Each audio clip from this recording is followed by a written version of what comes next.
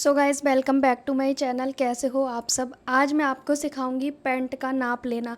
देखिए, पैंट हो या प्लाज़ो हो या अम्ब्रेला हो, इन सब का जो नाप होता है वो सेम होता है, बिल्कुल भी अलग नहीं होता है। चाहे पैंट बनाओ, चाहे प्लाज़ो बनाओ, चाहे अम्ब्रेला सर्कुलर बनाओ, ठीक है।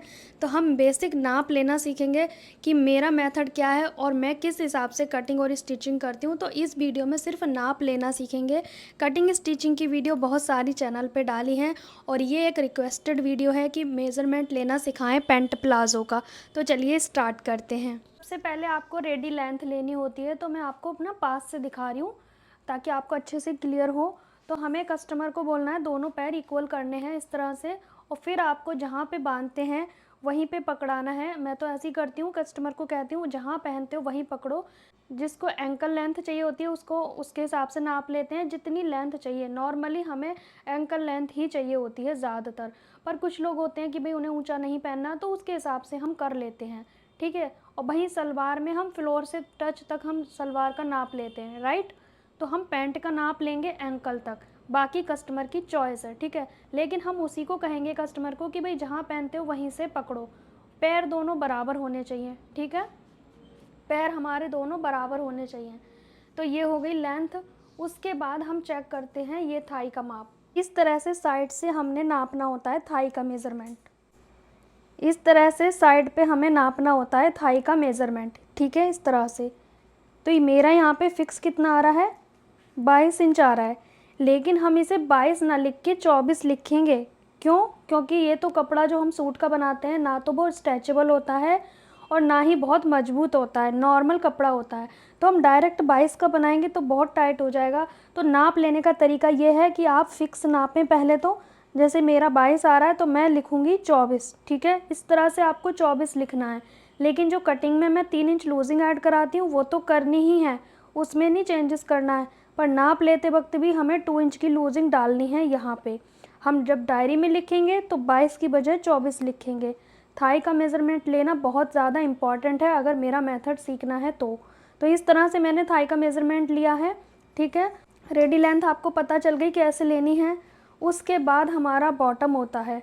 तो बॉटम तो आप अपने हिसाब से भी कर सकते हैं।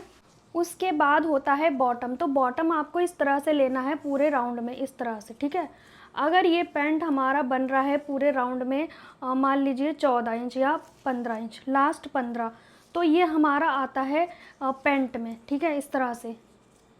मतलब हाफ हो गया 7.5, इस तरह से अगर बन रहा है, या 16 तक भी जा सकते हैं पूरे राउंड में, ठीक है। तो ये होगी पैंट, ठीक है। अगर वहीं बात करते हैं कि हमें 20 चाहिए, मतलब कि 20 आ गया यहाँ पे, मतलब हाफ हो गया 10। अगर ये वाला चाहिए तो इसके लिए स्ट्रेट वाली पैंट की कटिंग करनी होगी आपको। वो मैं आपको बता भी चुकी हूँ एक वीडियो में।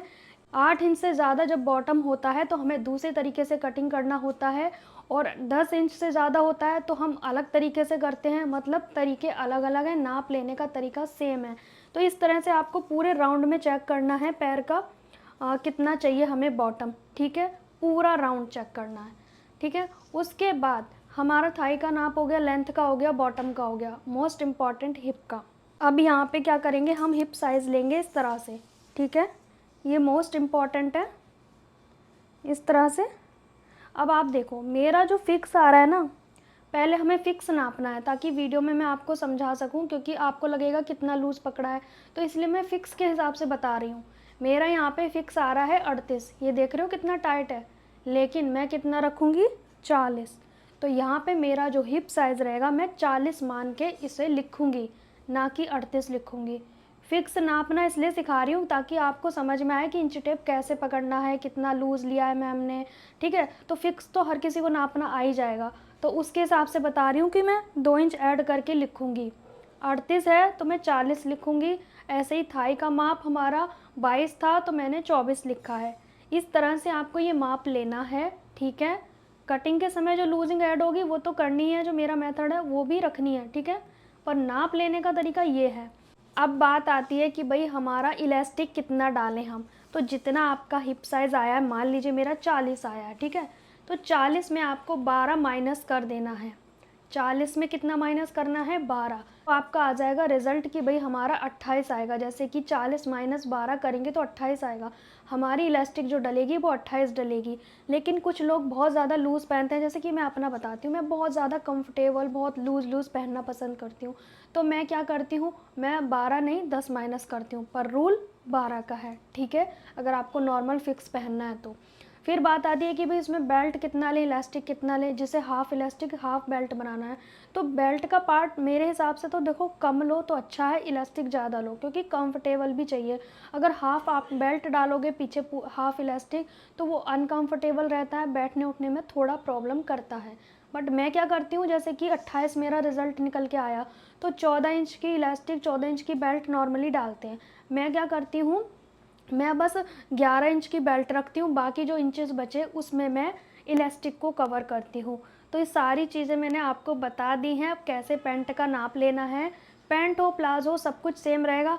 पैंट में क्या है, बॉटम कम रहता है, प्लाज़ो में थोड़ा बॉटम ज़्यादा रहता है, ठीक है। स्ट्रेट पैंट में भी बॉटम ज़्यादा रहता है, सर्कुलर में तो वो घेर वाला प्लाज़ो बन जाता है, तो उसका तो कोई नापने की ज़रूरत नहीं है। वो तो जितना घेर बन जाए सर्कुलर में उतना बेस्ट होता है, क्योंकि उसकी कटिंग अम्ब्रेला होती है। बस आसन सेम लेने हैं, चाहे प्लाज़ो बनाओ, पैंट बनाओ, सर्कुलर बनाओ, आसन सेम लेने हैं।